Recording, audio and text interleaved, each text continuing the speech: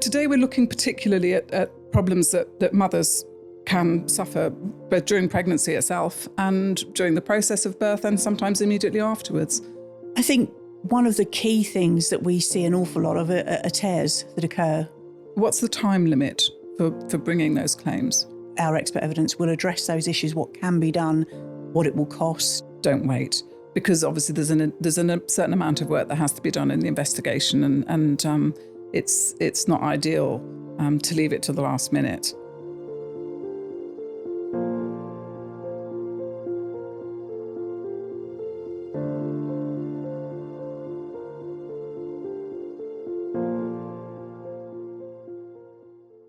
Hello, and welcome to today's episode of Medical Negligence Matters.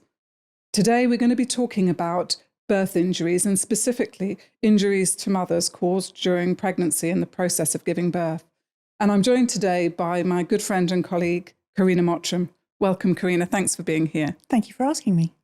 So today, pregnancy and birth, people often say that the most dangerous journey anybody undertakes is the journey from their mother's womb to the outside world. And it undoubtedly is a dangerous process. Quite fraught. And can be dangerous for both participants. But today we're looking particularly at problems that mothers can suffer both during pregnancy itself and during the process of birth and sometimes immediately afterwards. Mm-hmm. Thinking about the process or the period of the pregnancy itself, there are certain problems that unfortunately some women do experience, isn't there? And I'm thinking in particular, one of the things that we see quite a lot is preeclampsia. Yes. Could you explain a little bit about what? So it's one of the, as you say, it's one of the most common problems that is brought to us in relation to pregnancy. And it's where the mother's body is struggling with the pregnancy effect, essentially. And there are certain key indicators, raised blood pressure, protein in the urine, all these sorts of things that are routinely checked by a midwife, should be routinely checked by a midwife. And if the indicators aren't properly recognised and addressed, then it can have dire consequences for mother and potentially for baby as well. Yes, the important thing is to spot it early, isn't it? It's something that can be dealt with and normally dealt with by the delivery of the baby. Yes. If it's particularly early, then there are some medications that can be given to bring blood pressure down and help the pregnancy continue a little longer. But ultimately, yes, it's resolved by the baby being delivered, and then everybody should be fine. But it's important that it's recognised and dealt with. Yeah. And then when you get into the labour itself, obviously there are issues about pain relief and this sort of thing.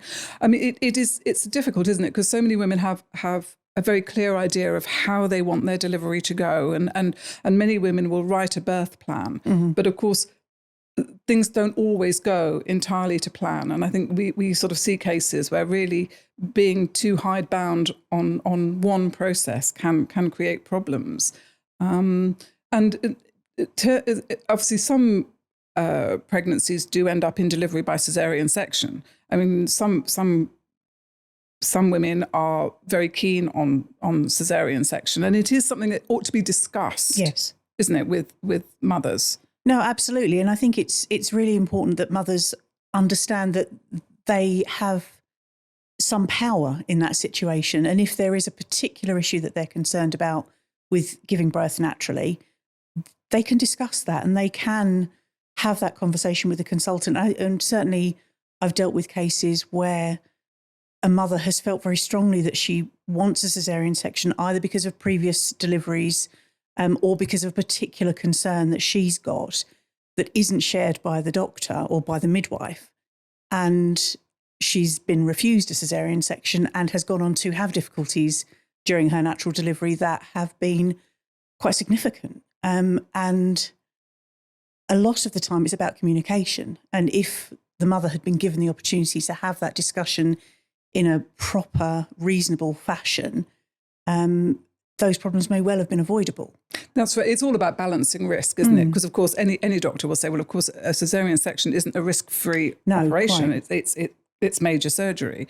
And it's balancing the advantages of that against the possible risks. But it is, as you say, it's a conversation that actually ought to be had not in the delivery room in the heat of the moment, so to speak, but to have that discussion with your obstetrician earlier on in the process, so you can make a balanced judgment about that. But again, with the flexibility to change your mind if you need to. No, absolutely. And I think a lot of women feel quite powerless in that situation. I think there's a real, because there's been so much emphasis on natural birth and not having caesareans unless there is, a clear pressing medical need for it.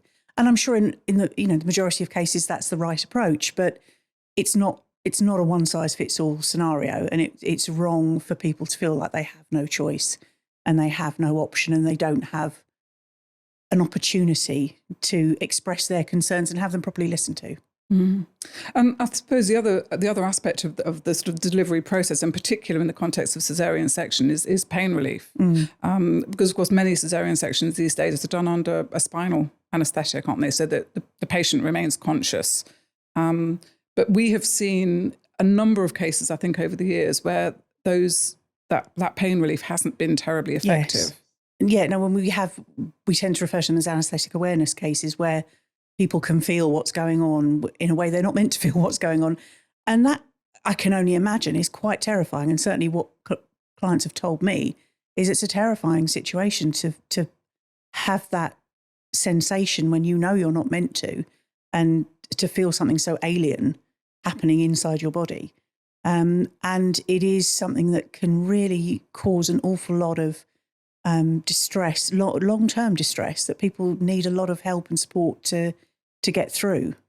Yeah, and those cases, I mean, quite often it is.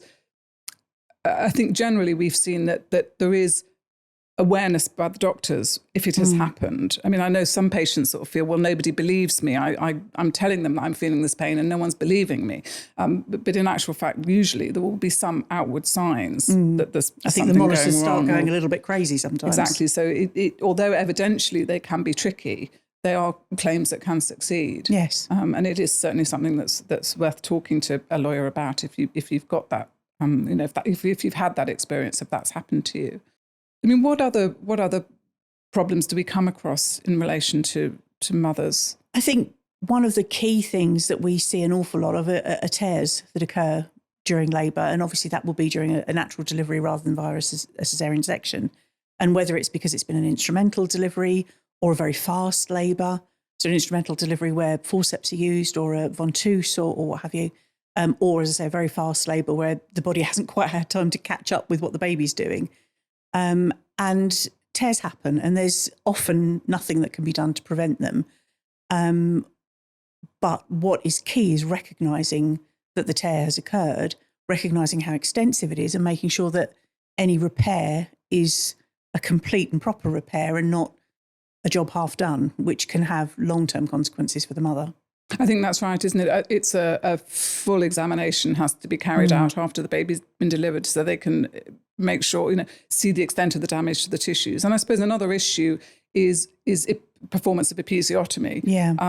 Because certainly I think in most cases, if, for example, they're going to have to do an instrumental delivery either with ventouse or with forceps, then it's important that any injury to the perineum is managed by a properly performed episiotomy, a timely episiotomy, and properly repaired. But you're right, even if an episiotomy has been done, then sometimes a tear can still occur. And the important thing is getting the proper examination, so you know exactly the extent of the injury, and making sure it's repaired by somebody who has enough experience to carry out that repair properly. Because we have seen cases of really some quite catastrophic injuries caused by inadequate recognition of the extent of the harm, but then also inadequate repair. No, that's right. I've dealt with any number of cases where women have been saying quite clearly in the days following delivery, I've got a problem. Things are leaking from places they're not meant to be leaking from, and either not being believed or being told, oh, that's just normal, everything will settle down, don't worry. And then eventually someone actually has a look and goes, oh, no, that really isn't okay. That really, something has gone wrong. And sometimes they pick it up quickly enough that they can then do an effective repair there and then, but sometimes not. And actually that delay in recognising what's happened can lead to people needing all sorts of interventions for months and years to come. And it can be very life-limiting, can't it? I mean, some women can end up with most awful incontinence issues because of a failure to deal with a tear adequately. And that really just does change sort of every aspect of your life. You know, you're not able to go out. You're not able to be anywhere far away from a lavatory. It can be really, really distressing. No, that's right. I mean, I've dealt with cases where, yes, a mother hasn't been able to go back to work because she's got, initially she had to have a stoma, so a colostomy, because the damage was to her bowel. And she has had to remain at home because she can't be more than a few steps away from a toilet at any point. And over time, sometimes there is some improvement, but it's limited if the repair isn't done quickly enough. And the damage that is done sometimes can't be reversed. It's, you know, it's long-term damage, and it's about managing the problem rather than fixing it once you get beyond that sort of tipping point. But some of the expert evidence that we will get in those cases will include the possibilities of treatment, isn't it? Because, as you say, some of these things, it's not necessarily, it can't be fixed entirely, but quite a lot of sort of mitigating treatments and nerve stimulations and this sort of thing can help. Yeah, well, absolutely. And those things can be fabulous, and they can make the difference between being confident in leaving the house for longer stretches of time, being confident going on a car journey that's going to take more than 30 or 45 or 60 minutes, taking a flight and not panicking that you really don't want to be on a plane when, you know, you realise that something's going wrong. It's so important for people to feel like they have that control back. And so our expert evidence will address those issues, what can be done, what it will cost, and we will obviously then include those costs as part of the claim so that our client can then ultimately hopefully access that treatment as and when it works for them in terms of their lives and what they need to deal with. It just suddenly occurred to me, one of the other things that we do, I think, see quite often is problems with injury to the uterus during the process of usually an augmented labour. I mean, many women end up having to have a drug called syntocinon to sort of improve the action of the uterus, the contractions of the uterus to try and push the baby out. But the problem with that is that it has to be quite carefully controlled in its dosage so that the uterus isn't overstimulated, which can partly cause problems to the baby, but also in some cases can cause injury to the uterus. And I've certainly seen cases where a uterus has ruptured as a result of overstimulation. And again, that can be quite catastrophic. No, absolutely. And the uterine ruptures, hemorrhages generally from failure to recognise what's going on, and where a baby has to be got out quickly one way or another, and there's a bleed somewhere that no one can identify. Yes, and I think it's with hemorrhage quite often it's one of those things, isn't it? I mean, it's quite a brutal process for a woman's body actually, but in fact, a hemorrhage in itself can be fairly common, but the problem is it needs to be dealt with, recognised and dealt with quickly, doesn't it? And when it's not, that's when we see the sort of the poor outcomes. That's right. And you have people who, you know, maybe are in having their first baby and they wanted large families, and there's a hemorrhage that, as you say, they aren't able to control or they fail to get control of, and they end up having to have a hysterectomy, and that is then the end of them expanding their family. And that can be devastating for people when they were expecting a very different family life. And I guess actually the other area I'm thinking about, sort of cases involving women and pregnancy is I mean, you touched on this earlier, this idea of fertility in itself and whether or not, you know, sometimes we do see cases that relate to fertility treatment or adequacy or inadequacy of that. I mean, the availability of access to fertility treatment is patchy, I know, sort of across the country, but it's something that again has enormous emotional investment for the individual client, patient, and when things go wrong in that process, it's quite difficult. That's right, and it's such a risky process from the outset. Everybody going into fertility treatment knows that there's no guarantee of success, but when something goes wrong because of a failure by a clinician to do something, or and the action of a clinician that shouldn't have occurred, that just is again, it just interferes. It's not quite the right word, but it completely disrupts your life, and it is so distressing for people to feel that something that was already risky has become just that much more difficult unnecessarily. And I think that's something that people find incredibly difficult to deal with. And that's actually, it reminds me that also the psychological issues can be quite important in these cases, can't they? Because, of course, it is, it should be a joyful event, giving birth, albeit a very tough process very often. Maybe not the moment itself. But most people expect to have that happy outcome. And when that doesn't happen, or they feel that the process has been much more traumatic than it needed to be, that again can cause quite significant problems, and we often have to get psychiatric evidence in these cases, don't we? Yeah, absolutely. I think it's so fundamental to how people see themselves. The ability, if you want to be a parent, if you want to be a mother, you want to have children, that just seems like such a fundamental part of who you are and what our bodies are designed to do. That to have that kind of taken away from you or disrupted in a way that feels so brutal and not natural and potentially avoidable is devastating, or can be devastating. And I think people need an awful lot of support to get through that. And again, we can get psychiatric evidence that can outline the sorts of treatments that might be helpful for people to try and help them move on from or move through those problems and reach a point where they can cope. Exactly, because it's not just identifying the damage, it's also trying to come up with strategies to help the individual client get over that, and so that they don't have to live like that forever, but to give them the tools to start to get over what's happened. I think that's very important. Yeah, absolutely.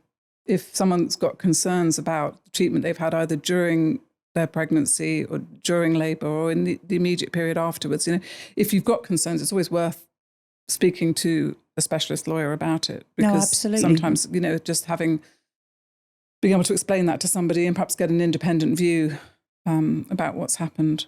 And again, sometimes these problems were unavoidable, and it can bring people real peace of mind to know that in fact the issues that arose for them couldn't have been avoided, that they've not been put in this difficult, upsetting position because of a mistake. But if there was a mistake that was made, then it's important that they understand that and are able to pursue that if they want to do so. Mm-hmm.